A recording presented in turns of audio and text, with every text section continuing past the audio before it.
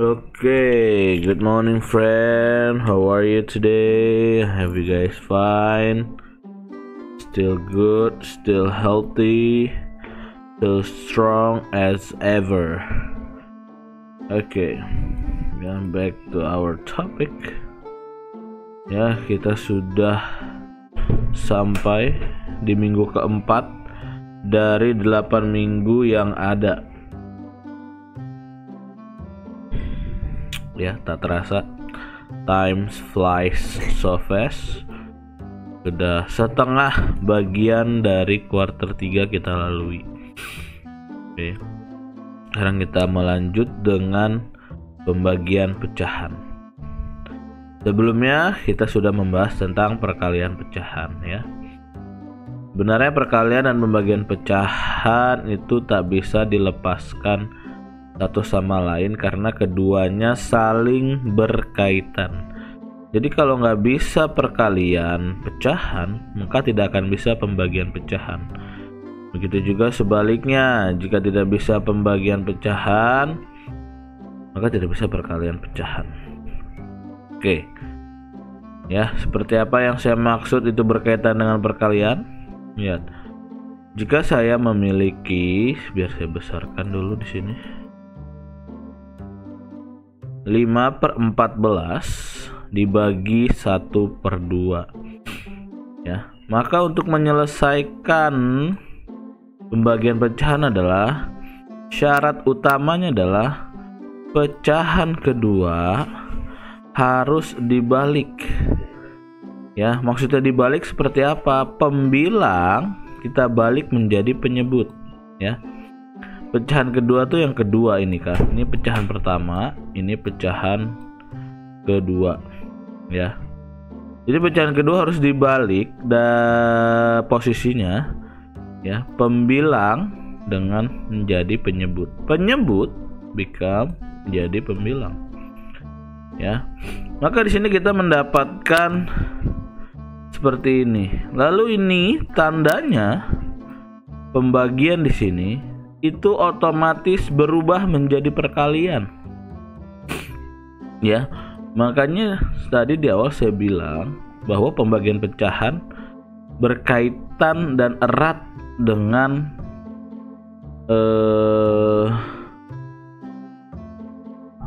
perkalian pecahan, ya. Nah, itu erat sekali, ya. Jadi setelah kita balik bilang pecahan keduanya, maka tanda pembagiannya berubah menjadi perkalian. Dari sini kita akan memulai perkalian pecahan, ya.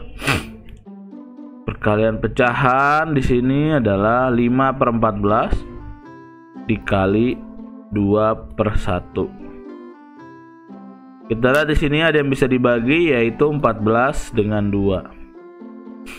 Jadi 2 sama-sama kita bagi 2.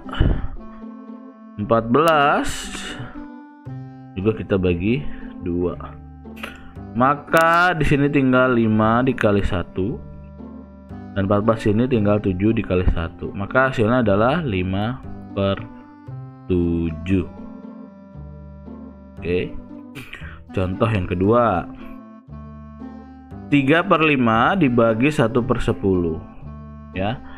Seperti biasa di sini, karena pembagian maka syaratnya pecahan kedua harus dibalik. Pembilang menjadi penyebut dan tanda bagi berubah menjadi tanda kali. 3/5 menjadi dikali 10/1, ya. Pecahan keduanya kita flip, kita balik menjadi 10/1. Dan ingat, tanda baginya berubah menjadi tanda kali. Kita lihat lagi sekali lagi di sini, 10 dengan 5 bisa sama-sama kita bagi dengan 5. Ya. Bisa kita sederhanakan. Oke, karena kalau kita nggak sederhanakan nanti itu akan menjadi lebih besar angkanya. Jadi 3 dikali 2 dan 5 dibagi 5 1, maka tinggal 1 kali 1. Maka hasilnya yang atas adalah 6, yang bawah tetap 1. Maka di sini jika 6/1 atau denominatornya 1 atau penyebutnya 1, maka boleh kita anggap tidak ada atau kita tidak tulis, maka hasilnya hanyalah 6. Ya, lanjut ke contoh ketiga. 3/4 dengan 9/14. Seperti biasa 9/14 adalah pecahan kedua, maka kita balik menjadi 14/9. Dan tanda baginya berubah menjadi tanda kali. Di sini kita sederhanakan, kita lihat ada 4 angka yang bisa kita sederhanakan. 14 dengan 4, ini sama-sama kita bagi 2. 14 dengan 4. Dan 3 dengan 9. Sini 3 sama-sama kita bagi 3. 9 kita bagi 3 juga. Ingat ya, angka pembaginya harus sama. Ini kan sama nih, 3 sama 3. Ini 2 sama 2. Nggak boleh berbeda. Ini 2, ini 7. Nggak bisa ya. Jadi 3 bagi 3 dapat 1. 14 bagi 2 dapat 7. Dan 4 bagi 2 dapat 2. 9 bagi 3 dapat 3. Maka tersisa 1 dikali 7. 7. 2 dikali 3 6. Maka hasilnya adalah 7/6. Nah, di sini harus kita ubah menjadi pecahan campuran. Kenapa? Karena pembilangnya itu lebih besar dari penyebut. Ini disebut improper fraction. Ya, jadi masih bisa kita buat lebih sederhana dengan menjadikannya mixed number, pecahan campuran. Jika yang atas angkanya lebih besar dari yang bawah, maka harus kita ubah menjadi pecahan campuran.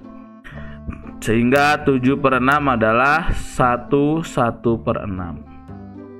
Jika kalian lupa bagaimana mengubah pecahan campuran menjadi mixed number atau pecahan seperti ini, caranya adalah kita dengan membagi bilangan pembilang dengan penyebut. Ya, yang atas kita bagi yang bawah. Ingat ya, jangan terbalik. Yang atas kita bagi yang bawah. 7 dibagi 6 kita dapat 1. Maka 1 kali 6 itu adalah 6. Dan 7 dikurang 6 menyisakan 1. Maka di sini kita tulis sebagai bilangan bulat hasilnya. Dan sisanya kita tulis sebagai pembilang atau numerator. Ya, 6-nya tetap sebagai denominator. Oke, kalian bisa berlatih lagi bagaimana mengubah pecahan campuran pecahan biasa menjadi pecahan campuran. Sekali lagi saya ulangi, dalam pembagian pecahan kita membalik pecahan keduanya, yang tadinya pembilang menjadi penyebut, penyebut menjadi pembilang, dan operasinya berubah dari pembagian menjadi perkalian. Oke.